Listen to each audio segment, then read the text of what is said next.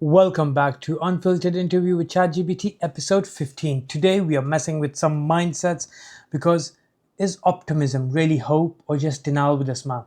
Let's find out if it's positive thinking or just polished panic. Are you ready, ChatGPT? Let's get into it. Sometimes optimism is courage, and sometimes it's just panic wearing glitter. Let's see which one shows up today. Fire away. Okay, let's start straight. Is optimism a genuine belief or just emotional denial with glitter on top? It depends on who's using it. Sometimes optimism is strength, choosing hope when everything sucks. But other times, it's just denial dressed up with Pinterest quotes. People cling to optimism because reality is messy, and pretending it's all fine is easier than facing the chaos. So, yeah, it can be belief or it can be emotional bubble wrap. So, why do people romanticize positive thinking even when reality sucks? Because facing reality takes guts, and glitter is cheaper than therapy. Positive thinking feels safe, comforting, even heroic. It gives people the illusion that mindset alone can fix everything. But the truth? Sometimes life sucks, and no amount of good vibes only is going to change that. We romanticize positivity because it's prettier than panic, even if it's fake. So we can say that is toxic positivity, just optimism that refuses to shut up, maybe? Exact. Toxic positivity is optimism that doesn't know when to sit down and shut up. It's like that friend who tells you everything happens for a reason while your life's on fire. It doesn't help, it silences real feelings. Instead of support, it pressures you to smile through pain. That's not optimism, that's emotional censorship with a smiley face. Okay, but can you be optimistic and still realistic? Or are these two things just opposite to each other? You can be both. That's called emotional intelligence. Realistic optimism is saying, yeah, this might go wrong, but I'm still going to try. It's not blind hope, it's brave hope. The key is being aware of the risks without letting them freeze you. So, no, they're not opposites. One's the fire and the other's the fire extinguisher. Wow, that's nice. Okay, so why do people treat pessimists like party crashers even when we know they're right? Because pessimists kill the vibe, and vibes are sacred these days. No one wants to hear what could go wrong when they're high on hope. But the irony, pessimists are often right. They just say the stuff we're scared to admit. They're not crashing the party, they're just turning on the lights. And yeah, that's annoying, but sometimes necessary. Okay, so what do you think that optimists do they have a better luck or they're just better with their coping mechanism?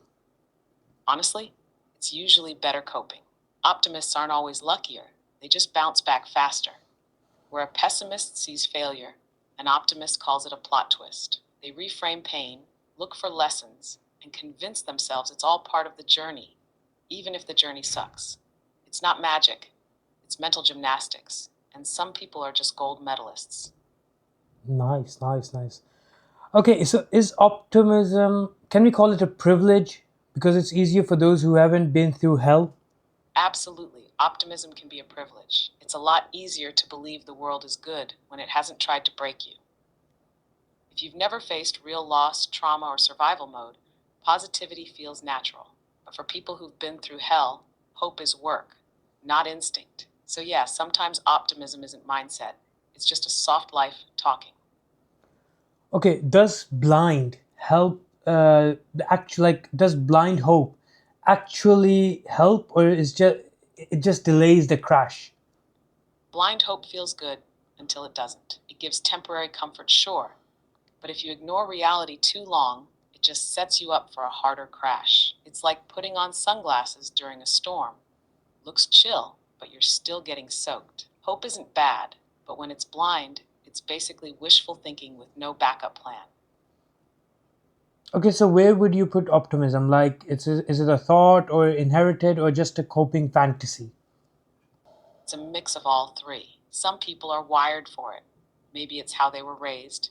Maybe it's genetics. Others build it as a defense, like, if I expect good things, maybe bad ones won't hit as hard. But for many, it's pure survival, a fantasy they need to function.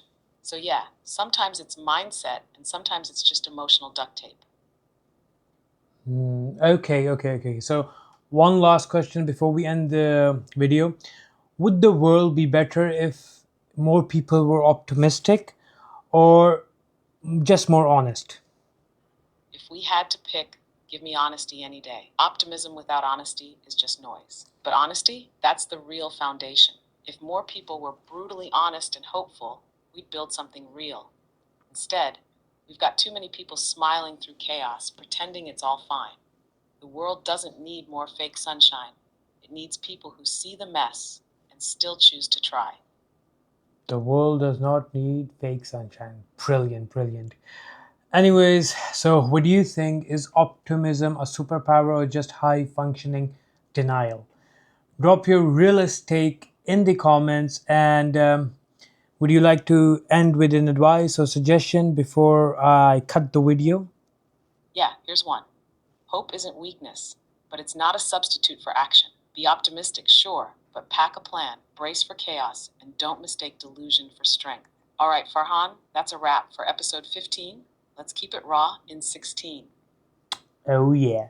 Okay, take care. Bye bye.